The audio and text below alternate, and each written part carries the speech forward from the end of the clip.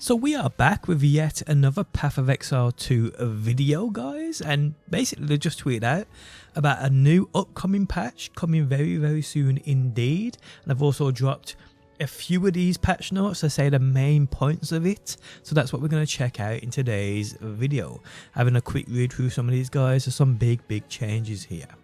How's it going, guys? My name is DPJ. Now, do you guys want to win 300 points? Well, it's as simple as this. Drop a like on this video, leave me a comment down below, and make sure you are subbed.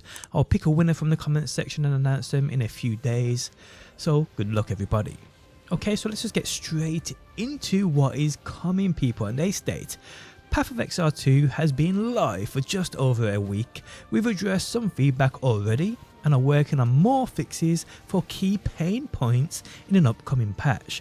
The full patch notes are coming soon, but check out some of the more significant changes down below. So that's what we check out, guys. Gameplay features. Like we mentioned last week, we'll be adding the capacity to fast travel between checkpoints within an area, as well as adding many more checkpoints to areas. Generally at all entrances and exits to areas, meaning if you find these first, you'll be able to instantly travel to them to continue exploring. That is a pretty cool addition, I'm not gonna lie. We'll also be making passive point respecking cheaper, especially at higher levels. Yes, people, yes! It had a relatively aggressive curve, getting more expensive with character level. We have flattened that curve so it doesn't exponentially grow as much. This should generally result in approximately 40 to 50% less gold cost for respecing between the start and middle of endgame progression. This is a change the whole community has been calling for. New players to the game just won't understand this issue, but respecing at a higher level just costs so much gold, especially when they're nerfing so many skills in the game. Many skills players have built around. Being able to respec for cheaper, if that does happen, is a great addition in my opinion. Okay, so trial of the Sekhemas. I've probably butchered that name, I apologise. Players were finding this trial particularly frustrating in close range, so we've reworked how honor damage scales when in close range, as well as fixing an important bug that was causing players to take far too much honor damage from damage over time. Okay, so honor damage now scales down based on distance to enemies. When in close range, you'll take 35% less honor damage, tapering off as you are further away from monsters. Fixed a bug where damage over time was dealing twice as much damage to honor as intended, and fixed a bug where honor resistance was only applying to 2/3 of that damage. They say that was confusing for us too. Skitter golems no longer use basic attacks and instead now just explode. Serpent Clan's burrow and ambush attack now has improved visual telegraphing and cannot be used from as far away. Volcanoes created by rattle cages for sure slam now last half the duration. Okay, so that's cool. Okay, so endgame and monster balance. Generally the balance in endgame maps were more punishing than intended. So we've toned down the damage in a number of ways and disabled a certain on-death effect where the telegraphing was not as clear as it should have been. They say maps no longer have additional elemental resistance penalties inherently implied at tier 6 and tier 11 or higher maps. It is now consistent across all of the endgame. Chaos damage now also scales less aggressively over the endgame. Critical strikes from monsters now deal 40% less bonus damage, lowered the baseline monster density of breach encounters primarily by reducing the frequency of the elite monsters appearing, disabled the volatile crystals modifier. They say they'll revisit this in the future pending telegraphing improvements. Purple explosives created by the volatile plants modifier on rare monsters now deal significantly less damage, yet these things were ferocious. Okay, so the Siphon's flash charges modifier on monsters now drains 10 times less flash charges per second. This was unintentionally draining way too many charges, they state. Okay, so these changes should generally result in an endgame that is much more survivable than before, and we will continue to address problematic cases as they do arise. Okay, so character and item balance.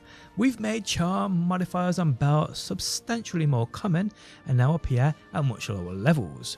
The of symbolism modifier now appears from a level 23 onwards, and the of inscription modifier now appears from level 64 onwards. Electrocute is now 25% harder to build up, but the damage penalty has been removed from the support gem. Added a new lightning damage and electrocute cluster to the passive tree in between the ranger and the monk sections. It is now more difficult to chain freeze enemies by reducing the amount of freeze build-up applied after a freeze has been applied. The Hunter's Talisman notable now grants a +1 charm slot. Pretty cool. They go on to say the small passive skills leading up to it now grant the stat it formerly gave. The charm helper text has been updated to indicate that you cannot have more than 3 charm slots unlocked, so that we can add more sources of it in the future. Okay, cool. Okay, so skill and support gem balance here. Since launch, we've unfortunately had to nerf a few skills that were far too overpowered. So they asked the question of how do we define overpowered? Basically, it's a situation in which a certain skill is so powerful that players feel no other method of playing the game is viable. Generally speaking, we are trying to do this in a way that doesn't make a build bad, but they say they can make mistakes. Ideally, any truly meta shifting changes will only happen at the same time as a content patch with a new league to play in.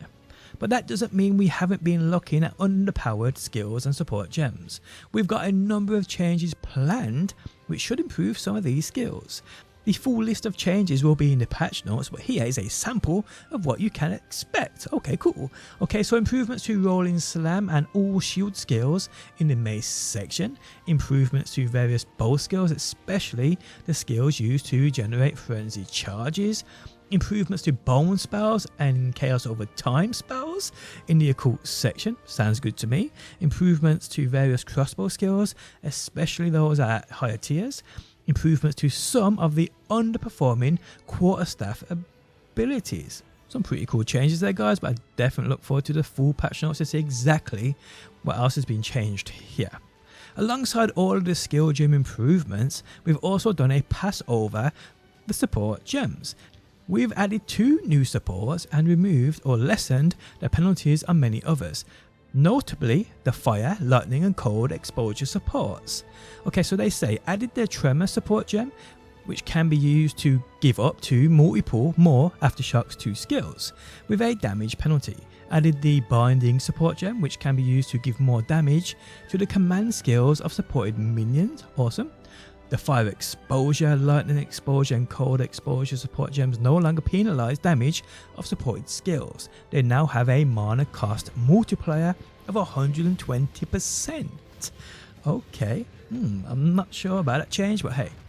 There are also some notable nerfs to a few of the remaining overachieving skills.